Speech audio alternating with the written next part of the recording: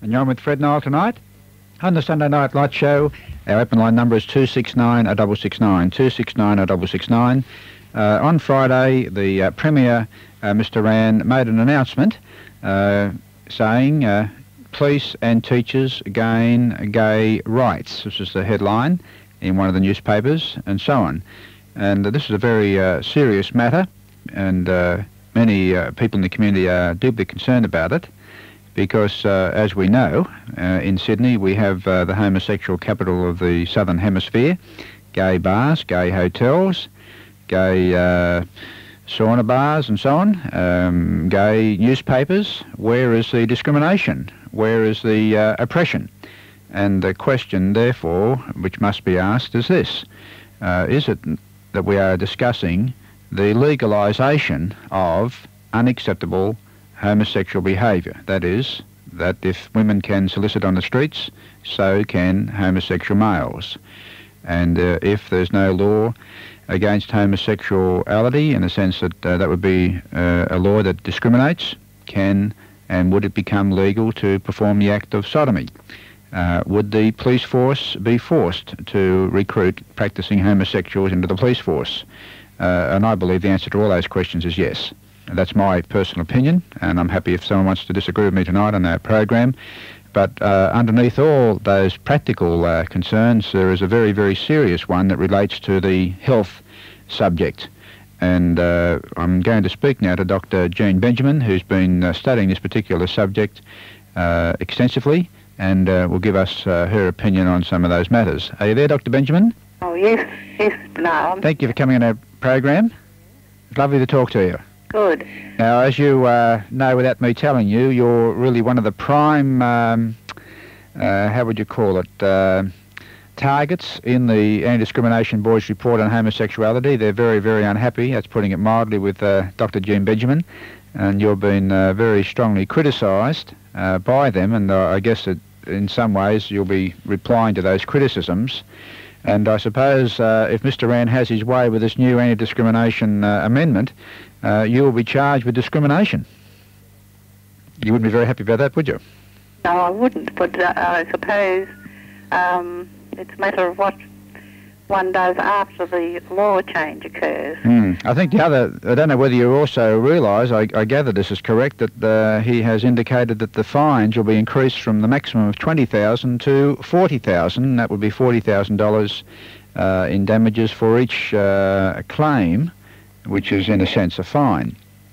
I think that's quite, to use their own terms, I think they usually use the term draconian, a draconian penalty. Yes, I saw that in the paper. So it looks as if people who are concerned about morality, about moral issues, family life, protection of children are going to be the ones that are going to be discriminated against if Mr. Wran has his way. But you've been doing a lot of work, as I said, Dr. Benjamin, on the area of health. And what would you see as some of the dangers behind this proposition that Mr. Wran is putting up, or plans to put up to the eventually to the caucus and to the Parliament? Well, there are so many aspects, so many dangers involved, so many grounds for rejecting this authoritarian approach of Mr. Wran's, that one scarcely knows where to begin. Well, you probably have seen the reports of the so-called gay plague. Does that mean that we are experiencing a dramatic escalation in disease? I was coming to that eventually, but I wanted to say a few things before that. I felt that there are a number of medical grounds, really, for rejecting this approach, and it looks as if the majority must suffer for the minority's damage or else be fined.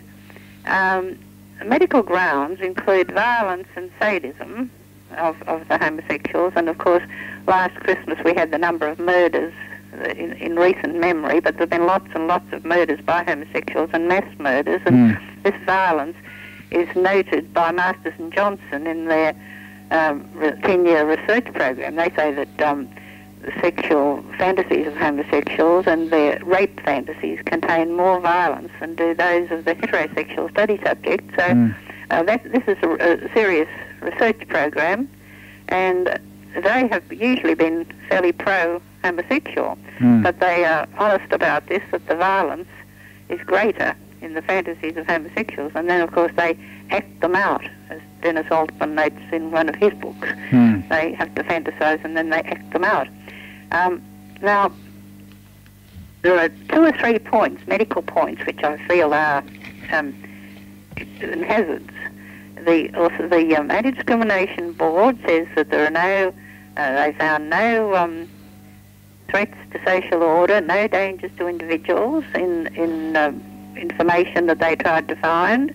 The homosexual posed none of these hazards, and I would like to mention a few, particularly the infectivity of homosexuals, which is a pretty well-established matter. It's not something that's just come up. Haven't just discovered it.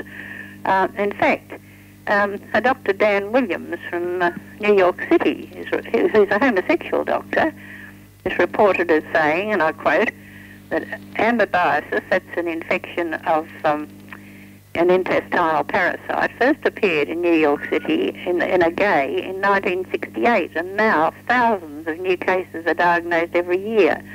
So that is one well-documented introduction of intestinal parasite, which is now, of course, in Australia and Sydney.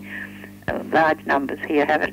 50% of all active syphilis cases, he says, in men are in homosexuals.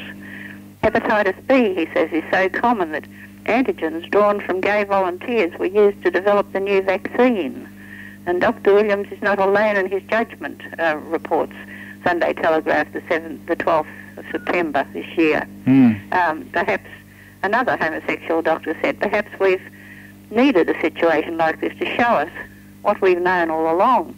Depravity kills. When you say a homosexual doctor, you mean a doctor who treats homosexuals, or a doctor who is a homosexual?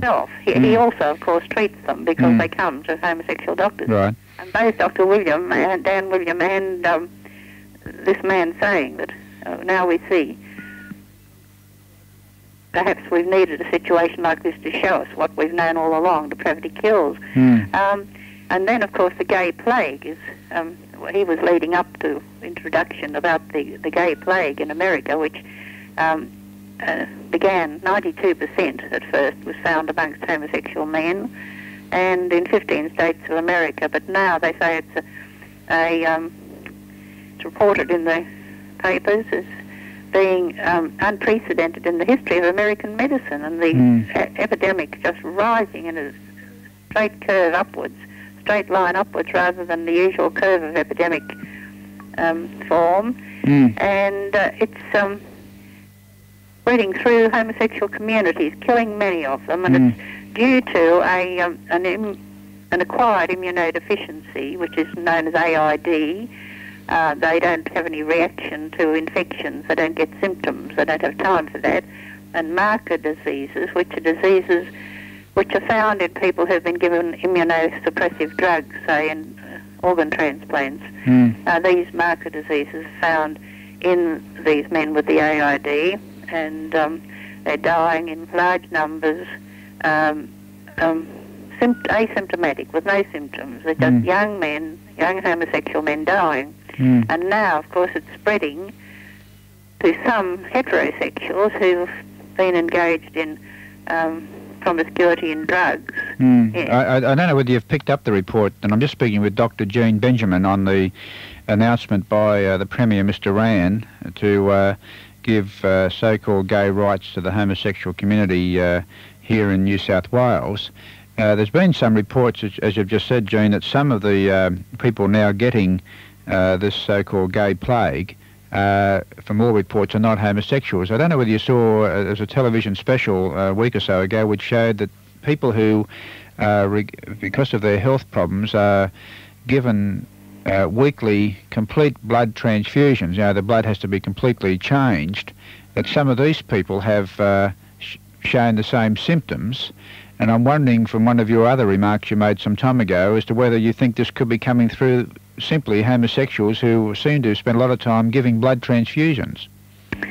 I just don't know what's happening in other countries, but I just know that here at one stage they came in, quite a number of them came to the blood bank, and because they could get a quick test for syphilis and didn't have to wait for a long time in the VD clinics. But so that was the reason why they weren't just interested in giving blood, but actually taking advantage of the blood testing. Yeah. But was that blood testing procedure sufficient to pick up any of these very new or obscure type viruses? I don't think they're coming to the blood bank now. Their own newspapers discourage them because some of these tests were found, although all right for the blood bank, where they stockpiled blood at a very low temperature, sufficient to kill any germs, but it was not sufficient to pick up a cerebrospinal syphilis. And some of these were coming down with it later, and so they realised that the test they were getting there wasn't accurate enough. Is there any possibility, though, of those blood banks, even though you say that the temperature is so low that the disease or bacteria die, is there any possibility that there is some kind of new virus that may not die but could be transmitted through the blood transfusion to a healthy person? As seems to be happening in America now. This seems to be the only explanation why viruses are carried in body fluids, and so it may not be the virus may not be the correct medical term, but there seems to be some very strange situation in America where people who are physically ill, are not engaged in promiscuity or anything of any sort, coming down with the same symptoms as the homosexual, and the only connection they can find is that these people that are coming down with the disease, this particular housebound group, having large amounts of blood transfusions. Yes, well, of course, we'd need to know what the blood collecting and dissemination practices were in America, because we don't really know, but it's a possibility, and one could speculate about it. Yes, no one's mentioned this. I've just seen the reports, but that was the thing that jumped to my mind straight away. They said the doctors were saying in America, we don't know how these people are contacting this disease, but the only thing they do is get blood transfusion. I thought, well, the obvious link is there something in the blood that they get from the American blood banks? Yes, well, we'd also want to know, what it is they're having the blood for, too. I know these are cases of haemophilia. Well, that's the ones I'm thinking of. Oh, yes, I read that. Yes, well, I think at the moment they're regarding it as likely to be caused by a combination of factors, including the unhygienic practices of homosexuals, their promiscuity, which of course may apply to some of these heterosexuals too, the promiscuity, and the presence of cytomegalovirus. One of the viruses is 94% of homosexuals have it, even those who don't have any sign of illness. They're sort of carrying it. So they could be transmitting it and not even know that they carry or have the disease. It was found in controls. The normal homosexuals, as they felt, were putting up some controls in some series of tests, and they found that most of them had it. But then 55% of heterosexuals had it too. So as a medical practitioner, then, would you see this move by Mr. Wran, this announced move? We hope that he may still not proceed with it. Yes. Do you feel this is a very negative or harmful step? Yes, of course, yes. The Americans regard it so important that their immigration authorities have been given orders to inquire if people coming into the country are homosexual, and if they do admit it, they're not given an entry visa, because they're trying to contain the gay plague within America and not to have it go back to the countries that the people are coming from. So there's something very ironic, I think, where Mr. Wran is talking about all these moves, as if he's completely ignorant of this very serious health threat. Well, I threat. think, in Australia we're not generally aware of the gay plague and what's going on over there and how bad it is. As they say, unprecedented in the history of American medicine. That's a pretty strong way to put it. And in fact, the New York City Health Commissioner, Dr. David Senser, says if we had as many active cases of polio as we do of this disease, it would be regarded as a major public health crisis. And they said, given the speed at which the epidemic is spreading, responsibility for action extends beyond the medical fraternity. So they're looking now, I guess, for public health intervention and for government action to try and contain it. It's more than And I just don't think that our Australian people are doing anything, although I've heard from fairly reliable source that it has arrived in Australia. So, in fact, Mr. Wran is moving in the totally wrong direction. If anything, there should be more controls being introduced over the gay bars and the homosexual activity in Sydney, or in fact the law should be enforced instead of being simply ignored. So he's going in the wrong direction, that's for sure. Been going in the wrong direction for a long time. What do you think the public should do, Dr. Benjamin, about the proposals by Mr. Wran? Have you any suggestions what our listeners could do? Well, it's to go before caucus, according to, or to go before the, let's see now what Well, the Cabinet has already agreed to it, apparently. So caucus is the next step, and then Parliament. Cabinet has agreed? Yes. Well, it says in the Herald that it's the Anti-Discrimination Act. Oh, yes, sorry. Yes, that's right. And I was told that that was going to happen. I've been trying to warn people that the homosexual papers have made it very clear that they were extensively lobbying members of the Cabinet and had been getting a positive response. So I'm not surprised, because this is what they said would happen. The Cabinet is already lined up behind this proposal, which is a tragedy. And now it goes to the caucus, and I think the caucus would even be more radical, would be my feeling. And then the Parliament, if Mr. Wran makes it a party matter and not a conscience vote, when you have 61 out of 99, then you can ram it through Parliament.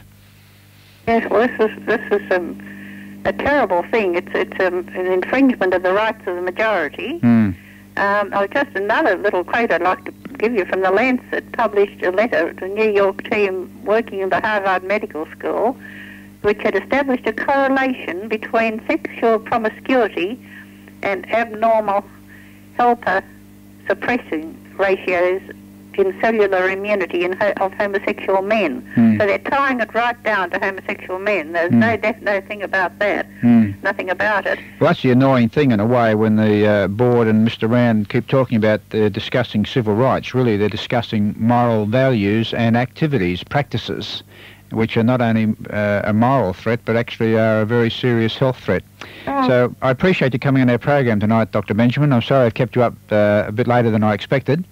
Oh, that's all right. But keep the good work up, and I hope that all our listeners will take pen to paper and send a very urgent letter off to Mr. Wran and to their local MP and ask them to reject these proposals, and in fact to have a full-scale investigation as to how to control the these epidemics, the gay plague and so on, that are hitting America, and as you said, you believe they're here in Australia as well.